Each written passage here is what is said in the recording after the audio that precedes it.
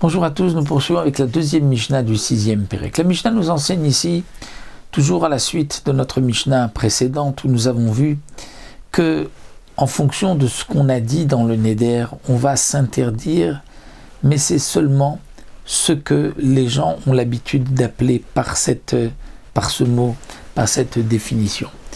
Sinon, il n'y a pas d'interdiction, puisque Bene Darim, on tient compte du Lachon Bene Adam, c'est-à-dire de la manière dont les gens appellent tel et tel aliment.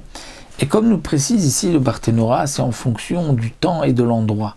C'est-à-dire que s'il y a un endroit où on appelait même ce qui était grillé, mevouchal, donc cuit, qui normalement est cuit avec de l'eau, mais les gens appellent même ce qui est grillé, mevouchal, eh bien ça rentrera dans l'interdiction.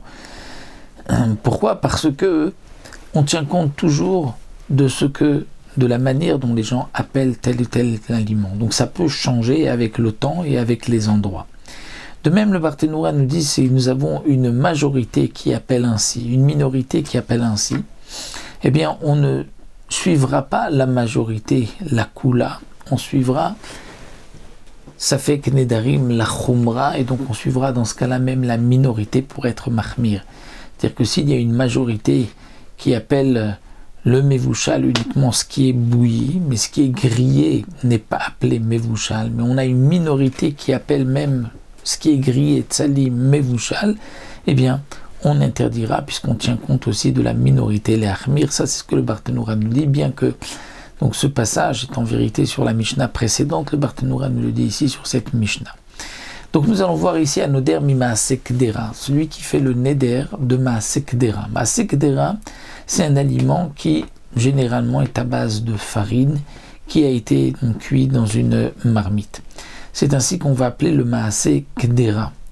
Et Maaseh Kdera eno asur ela mi Maaseh retarta.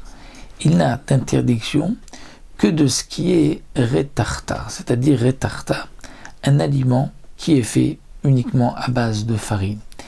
On avait l'habitude donc dans le Maaseh Kdera de faire un aliment de farine ou de riz même. Mais ce qui était donc juste une petite cuisson n'est pas appelé Maaseh Kdera. Maaseh Kdera, il faut un aliment qui cuit longtemps et qui est à base donc de farine ou même de riz.